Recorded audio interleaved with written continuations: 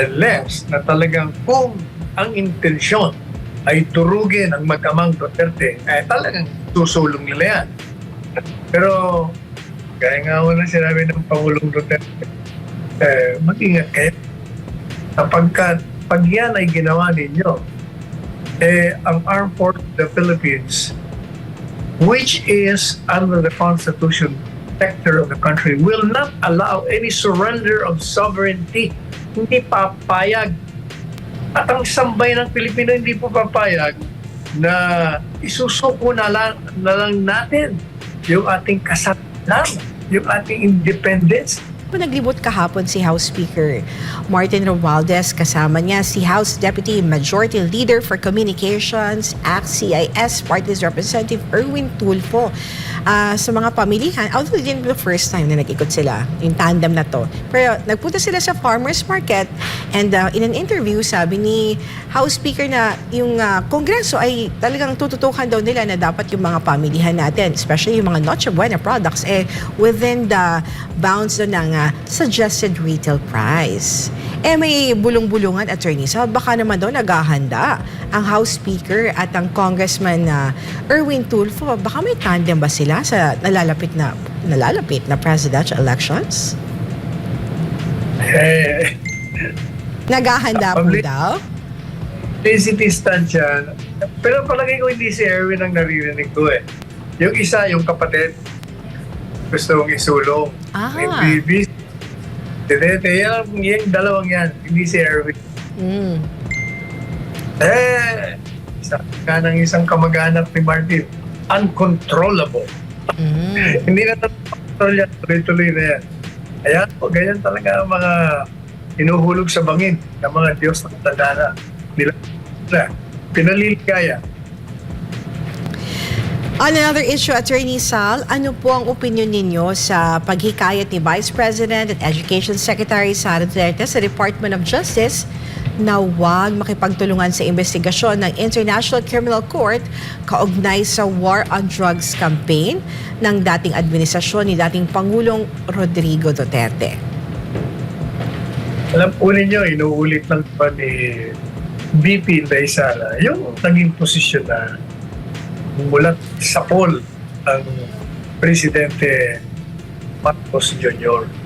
Kapagkat para kay Presidente, hindi tama na ditiktahan tayo ng dayuhan kung sino ang arestuin natin, sino ay pakukulong natin, sino ang ating ililitis sa kaugnay sa mga krimen laban sa karapatang pangtao at sa lahat ng klaseng krimen. Kung matatandaan po natin, ever since yan na naging posisyon, Presidente Marcos dito, at nagkakaroon lang ng intrigue dahil lamang nagsalita siya na pag-aaralan yung House Resolution. Pero yun ay alam ng Pangulong Marcos sa mga nasa Kongreso. Sabi niya nga that's only expression or a sentiment of the House of Representatives. Pero kung siyang tatanungin, simple lang ang kapin dito. At yan ay jurisdiction. Meron bang jurisdiction o wala? Talaga naman wala. Kahit napabalik ta rin, anong gawin pa, talagang walang jurisdiction. Unang-una, sabi na nga ng Presidente Duterte nung walang jurisdiction simply because yung wrong statute creating the International Criminal Court ay never saw the meaning, hindi pa nalathala sa official gazette na isang requirement, bago mapatupad ng isang batas, kailangan lumabas niya. Para malaman ng tao kung ano ba ang batas na yan at ano ang mga bawal dyan. Hindi yun nangyari yun. And, pangalawa pa, nung kami nag-meeting ng mga abogado sa Malacanang, kasi ang consensus ng ibang mga abogado, miyembro tayo ng ICC dahil nagkaroon ng treaty. Kaya ang feeling nila, Sabi ko, yun lang ba ang dahilan? O di kumalas tayo. So yun ang naging payo ko. So madalit sabi, kumalas tayo. So wala na jurisdiction. Pero pinagpipilitan pa rin nila na may jurisdiction kasi daw dun sa Rome Statute, nakalagay doon, ay kahit na kumalas, pag nasimula na yung investigation format, publikado pa rin. Pero alam po ninyo, nung ko pa sinasabi yan, 2 taon mahigit na. Ina-adapt na nga ng mga ibang abogado, pero ako po nung sinabi ko na yung ginawa ng ICC ay hindi po preliminary investigation. Matagal ko na pang sinasabi, ang ginawa lang nila ay preliminary examination. Tinitingnan nila kung yung 2 kalakaran na maaari silang pumasok ay naririyan. Ano po ba yun? Kasi bago po makapasok ang ICC sa mga miyembro, kailangan number 1, walang kakayahan na usigin ang mga kriminal. Kung may kakayahan man, hindi nila ginagawa. Doon lang po sila pwedeng pumasok. Yung po ang dinidetermina nila, hindi po formal preliminary investigation. Paulit-ulit ko na pong sinabi yan. Makulit talaga itong ICC. Talagang walang jurisdiction katunayan, yung preliminary investigation, hindi nila yan, tapos tayo pumalas. Matagal ko na rin sinasabi yan. Ever since yun ang nag-posisyon natin. Kaya yung pong posisyon ng Presidente Marcos Jr., inuulit niya lamang. Ano pa bang ibig sabihin ng hindi naman siguro tama? O ano pa bang ibig sabihin? It cannot be right that a foreign institution or a foreign court will intervene or intrude into the affairs of this country. Sovereignty. Kasi alam mo, Hana, yung ginagawa ng mga miyembro ng Kamara de Representante, kung sino man ang may utak doon, inusuko nila ang kasarinlan natin.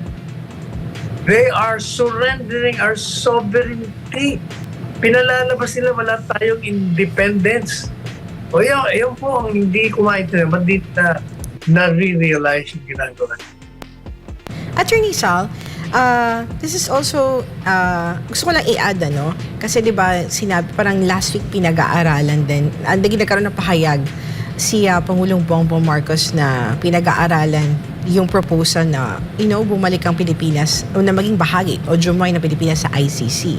With that possibility, if ever matuloy na bumalik tayo sa ICC, posible bang matuloy yung mga investigation dito ng ICC regarding sa drug war ng Pangulong Duterte?